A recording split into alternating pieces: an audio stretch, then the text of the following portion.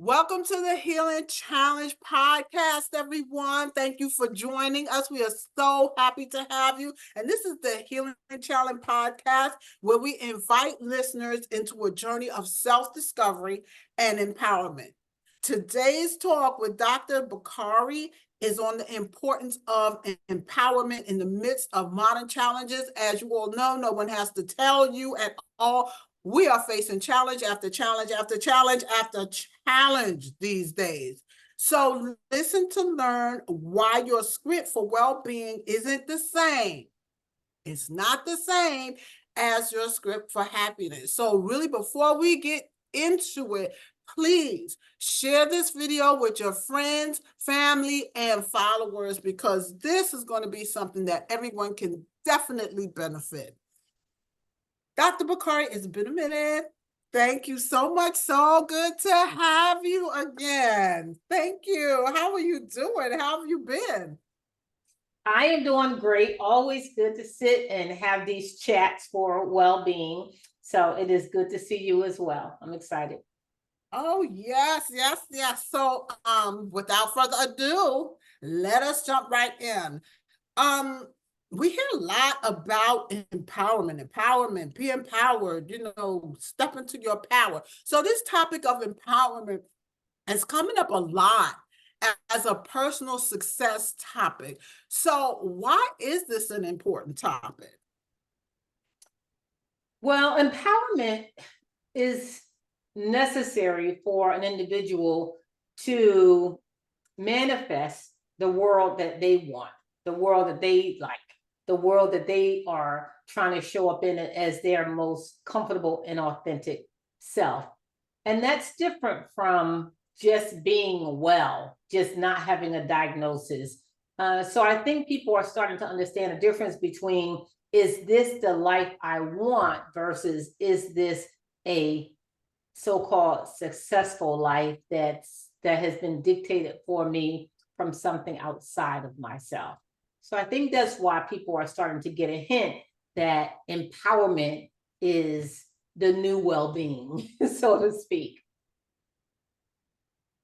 That's interesting, because you said that empowerment, that is the force that gets us to live the life that we want to live.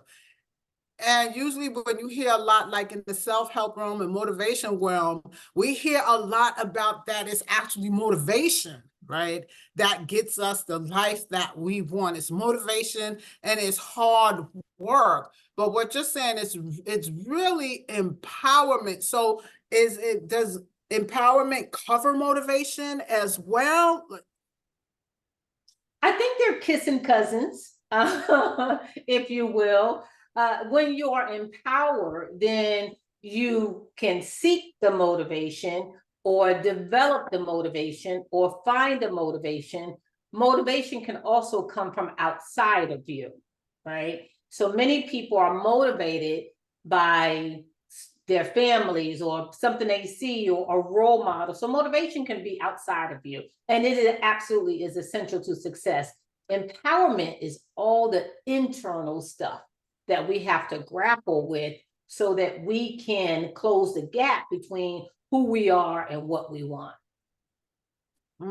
Okay, thank you for that clarification. So then, how is empowerment related to mental health?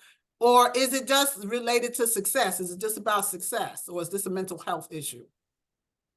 I think it is a mental health issue to the degree that people are finding, at least a lot of the people that I talk to in the rooms that I'm in, people are finding that they have an absence, let's say in the simplest forms, an absence of a diagnosis. There's nothing wrong with them, right? They have the things that they were told they should have. They have the job, they have the car, they have resources, but they find themselves remaining in a state of discontent. So in measurable terms, they have well-being, but there's still some unfulfillment in them. And often that sense of unfulfillment is because in many ways, it is easier to have success and well-being than it is to live an empowered life. Because when I live an empowered life, I live closely within the realm and understanding of my personal responsibility for my own happiness in creating it and nurturing it and being responsible for it, which I don't have to have any of those things to be just within a realm of well-being or success. Okay, so in other words, there's a whole lot of successful people who are not empowered, right? Yes. Okay, And there's a difference. We've gotten a little bit confused between power and empowerment. So many people have sought past power and authority, thinking or believing that they were on a path of empowerment. They're not the same. Empowerment is all the internal stuff that brings you peace, joy, solace, happiness, accountability, all that stuff that comes from within. That's empowerment. Nobody can give you empowerment. They can give you motivation, they can give you authority, they can give you power, but empowerment is the internal work. so what is this internal work that you speak of, right? So an empowered person, what is the internal work that they've done? So for people who are empowered, they set their own path.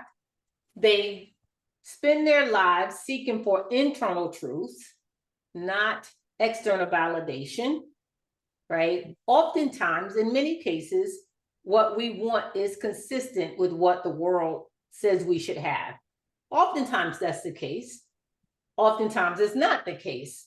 And so empowerment is knowing the difference and really clinging to what it is that your heart desires and is willing to live in and live for. It's the difference between living from a place of fear and lack, because I can get a lot of success if I'm afraid. If I'm afraid of being poor like I grew up, that could bring me a lot of success because I'm gonna work my butt off to make sure that doesn't happen. The challenge is when I do that and get there, even though I'm no longer poor and I have resources, I have not invested anything in my internal workings to make sure that I am going to be at peace and find joy in the way that I'm living my life. So if I achieve that success by working, 60 hours a week, or by being in a relationship that doesn't bring me joy, then I'm surprised when I'm 30, 40, 50, 60 years old, and I have all these things around me that I was taught to have, but I still don't have internal peace and joy. I'm still living from a place of lack. Even though there's nothing that I lack, I still live from a place of lack. I'm still seeking validation, right? I'm still wanting something for the sake of wanting something, because I have not done the empowerment work where I first seek within, who am I? What do I want? What are my internal needs? What kind of life do I want to build for myself? And what am I willing to risk for it? So it's a different path. And so that's why sometimes I say the path, people are surprised to find that the path to success is not the same as the path to happiness.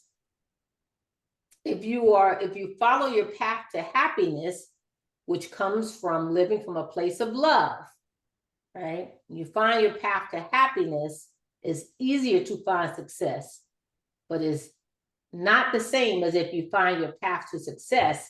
It's not always a clear path to happiness from there. And that's where you have to pick up the empowerment piece.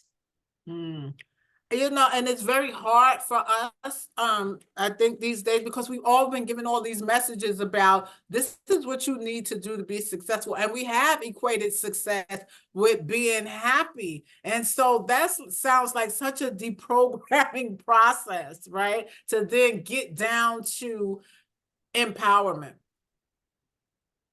Yeah. Absolutely. Yeah. So, and what I'm hearing is what I'm hearing. So let me just ask it as a question, actually. Is empowerment a part of mental health? For the same reasons that we talked about success, it can also be part of mental health, in that what can happen is when I think I'm following the path of happiness, but really I'm following the path of success.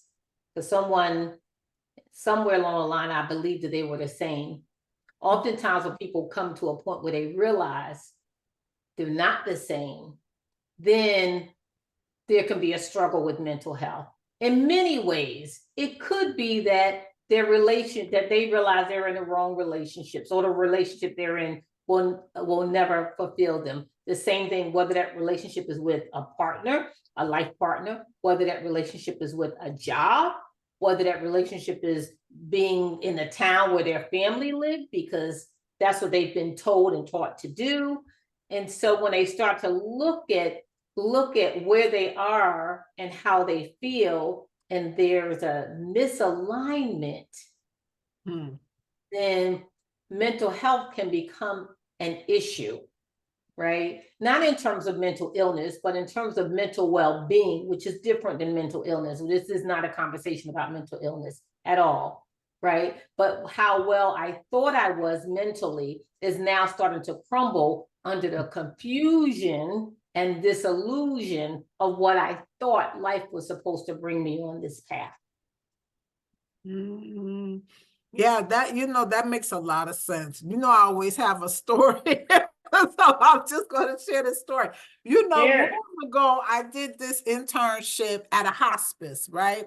And in this particular hospice, people were able to transition at home. And I never forget having this conversation with a particular patient who talked about, and I mean, had a really successful life. I mean, if you were looking from the outside, it was like, oh my God, this person had everything. But to really hear this person talk about how disempowered they have been, really, now we're having this conversation. Now I look at that conversation, I realize this person was talking about how disempowered they were because they didn't marry the person that they wanted to really marry, the person that they were really in love with, because of, the religion and what the family would have thought, if they would have married this person outside of the family religion, and things like that. And then just stuff that they didn't do in their lives.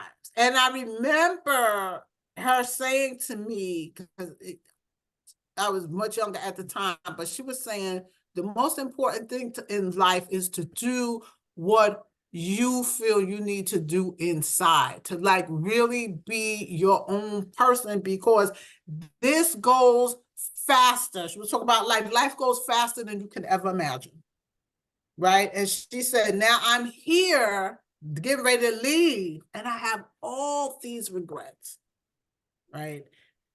And I always thought that was just so, it was an eye-opener, but I just felt so sad, because it was like to get to the end of your life and be like, wow, I could have did this totally different,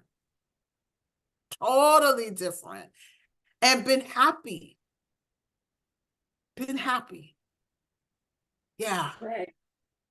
Yeah. Right. So yeah, this thing of empowerment is, it's really something. And I think you've talked about through this conversation whether or not a person can be mentally well and disempowered, right? And so we've come to the conclusion that that's a whole bunch of people, even when we read in the news, or we hear on social media people who have been very successful, and people, a lot of us who have admired, and they've taken their own lives, and it's like, man, this person had everything, prestige, power, whatever, and it's like, what's going on there? So there was some disempowerment there. So how do people become disempowered? Is disempowerment like learned behavior?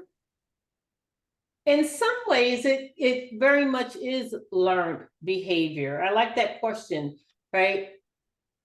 We come into the world under the care of others. And I've said this before in other podcasts and conversations that you and I have had. right? Human beings are the most vulnerable creatures on earth in some ways, in terms of how we're born into the world. Like it takes us a whole year to learn how to walk, right? Like it doesn't take most creatures, any other creatures, that long to walk, right? Most creatures are walking within hours or definitely within days. It takes us a whole year to learn how to stand on our own 2 feet. And so we come into the world really very dependent on others, and we remain dependent on others for several years of our lives. I mean, just to eat and function in the and grow enough cells that we can begin to function in the world. So in that sense, we come in the world one of the most disempowered creatures. So someone has to start feeding to us from a very early age a sense of empowerment, so that when we do learn to walk, we're comfortable walking. So when we do learn to talk, we're comfortable talking. If I smack you in your mouth the first time you use the word no at me as your caregiver, that's going to influence my sense of internal power, right? If I spank your butt for a whole 6 months while you're trying to toilet train, that's going to tell me something about my own sense of power. So in some ways, they can be really little minute things that we deem as insignificant that are in no way insignificant, but we've been doing them so long in terms of culture and tradition that we don't realize the impact that they can have. But that's early on. And then as we move up in a world, who keeps introducing how do we become introduced through our power? We sit in schools where we're made to sit still for 4 to 6 hours a day, and people throw things at us. And so there's a lot in our culture and society that is about conformity and about being as less of a disruption as possible to those around you, and our family systems, within our religious organizations, within our educational institutions. So really, it's not that difficult to come into adulthood with a sense of disempowerment. It's not that difficult, right? And so depending on who's around you and how they prepare you for these systems, then you may never be introduced into a system of personal empowerment. Instead, you're introduced into a system of conformity based on reward. And this is how you get to be successful, is through conformity, versus successful through a sense of coming to know myself, now who I am and what makes my heart turn and skip a beat, and working toward those things and building those things around me within each of these systems. Some people get to do that. That's the Cosby family, well, TV family, right? And that's some of the other things that we see occasionally, but they're not as pronounced as many of the other examples that we see of being disempowered. So truthfully, we have not had culturally a lot of examples of personal empowerment. We've had way more examples of power. This is what you do. If you want something, you go get it, and whether you use violence or strong voice or whatever, we've taught people power, but not empowerment. And how to get power without force is the key to empowerment. How to get power without force. Wow. Yeah, that's a huge lesson that we could definitely learn in this culture. So yeah, some people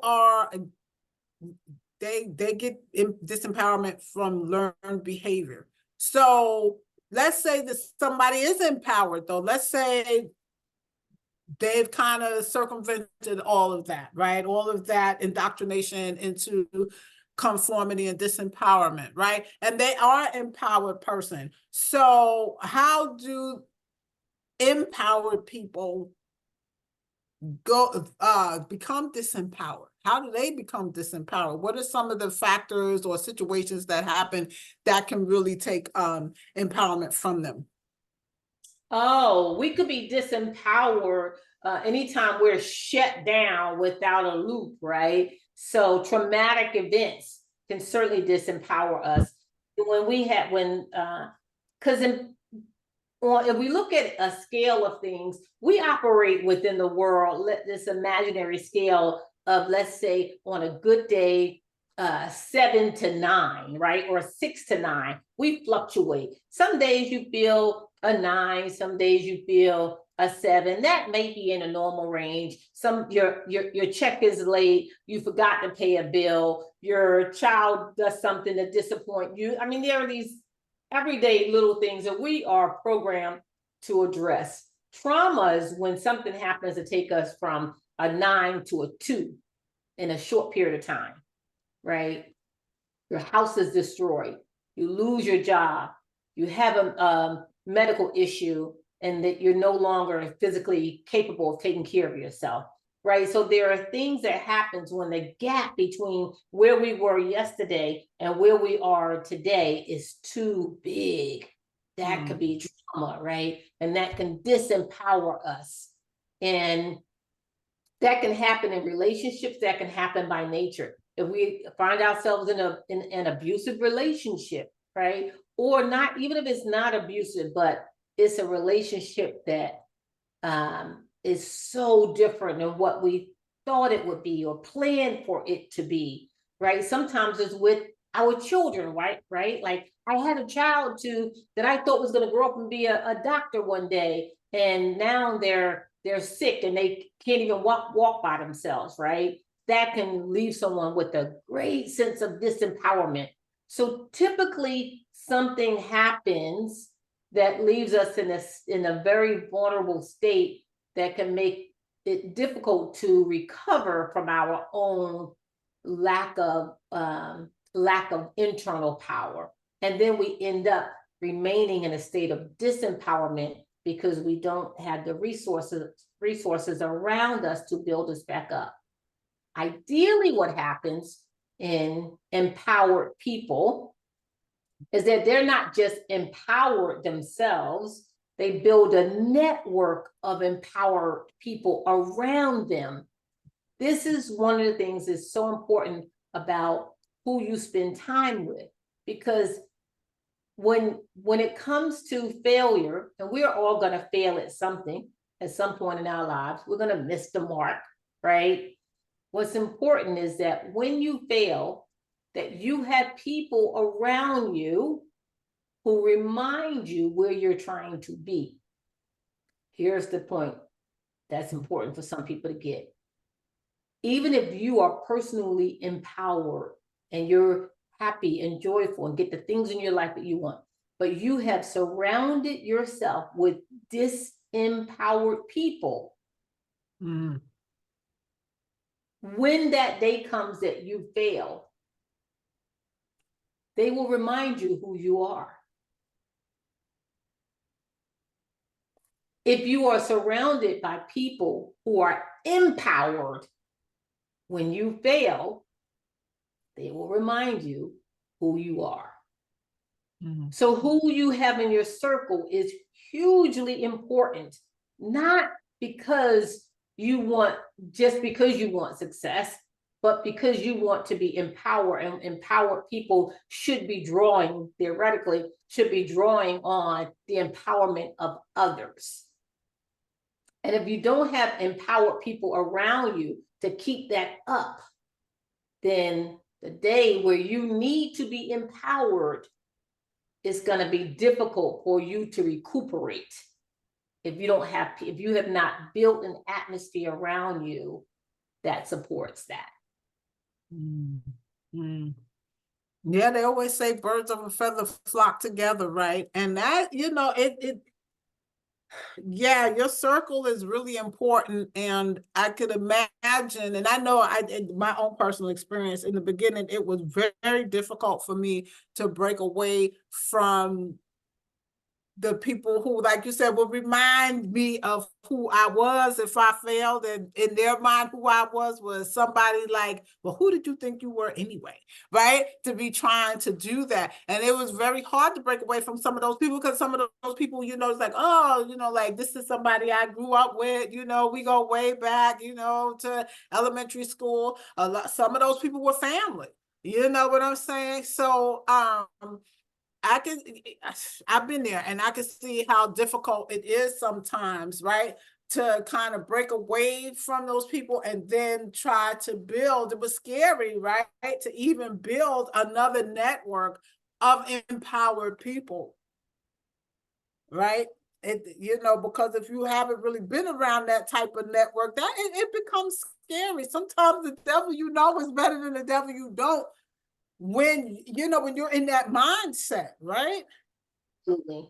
Absolutely. When you are not empowered, then the devil is better than the devil you don't.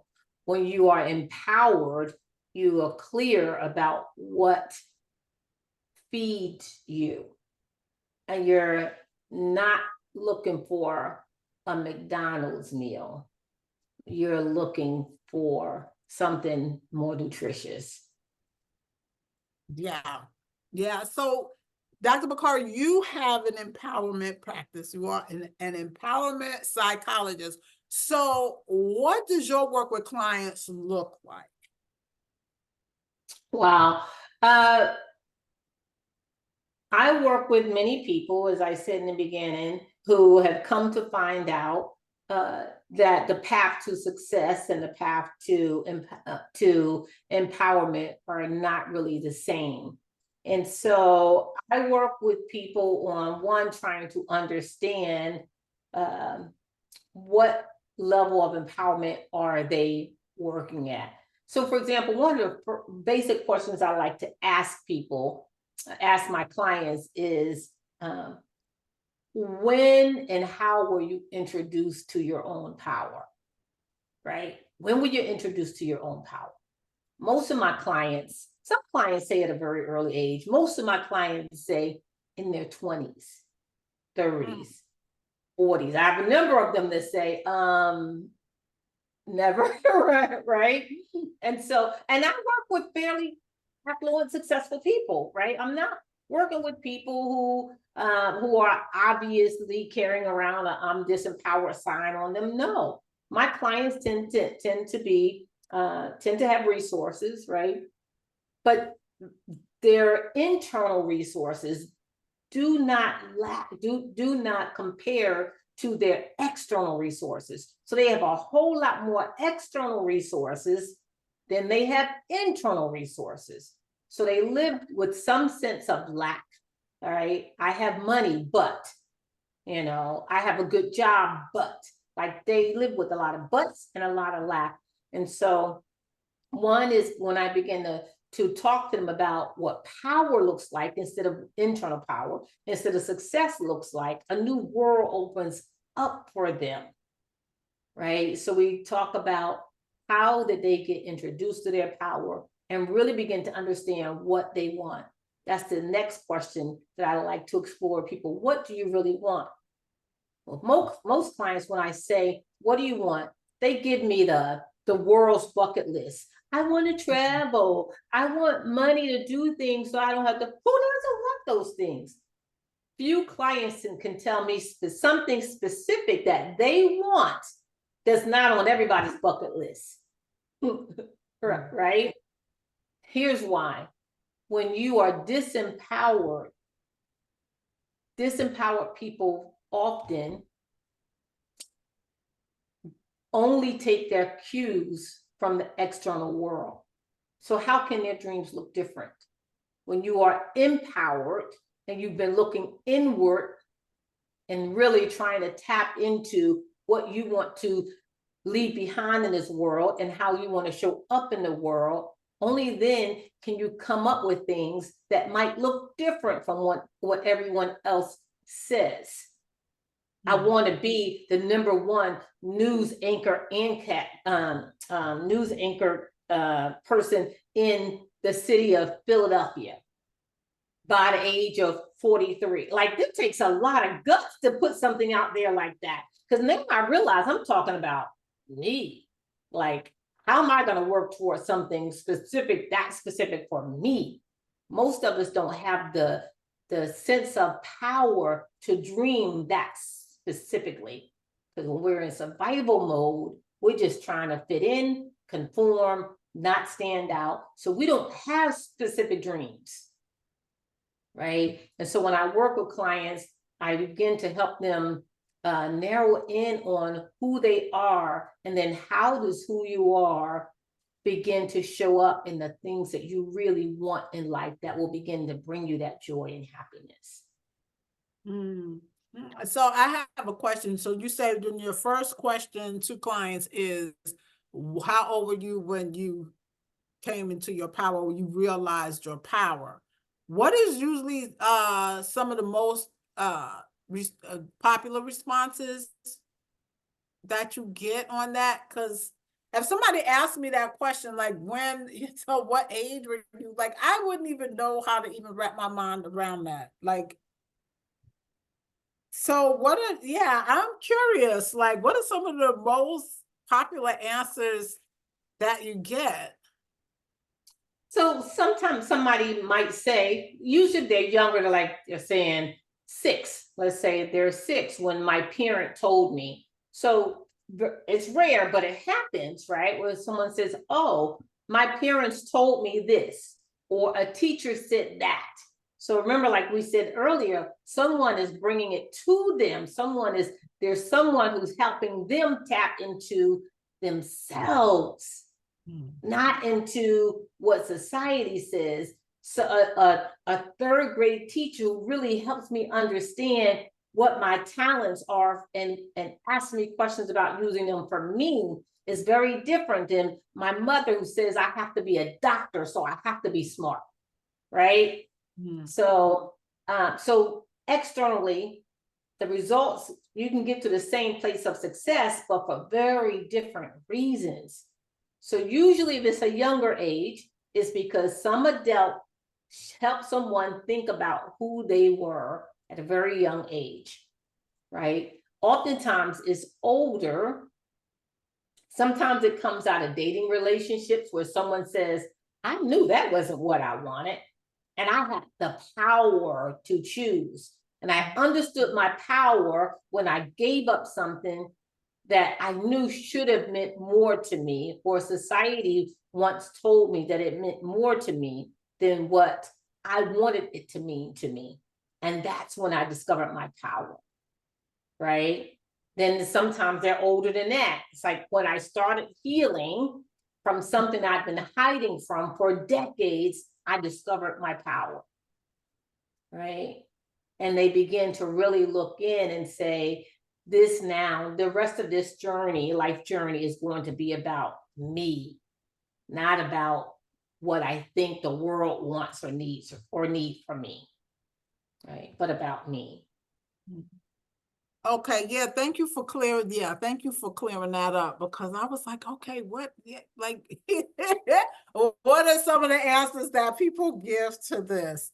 So, yeah, this it's been a short discussion, but it's really been very powerful. That inner work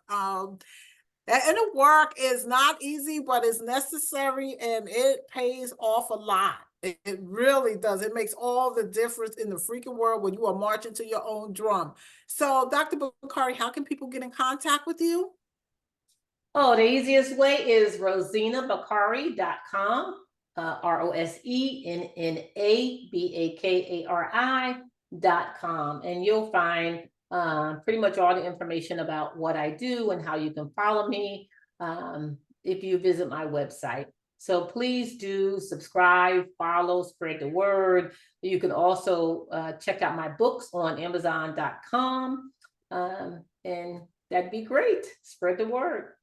Spread the word, spread this video again to all your family, friends, foes, and followers. So yes, because we can all benefit from being empowered. Dr. Bakari, thank you, and we will see you next time. Thank you, everybody. Thank you. And thank you, Dr. Singleton. Always such a joy to chat with you and have you by my side to help explore these critical issues. So thank you so much. Yeah, it's my pleasure. Thank you.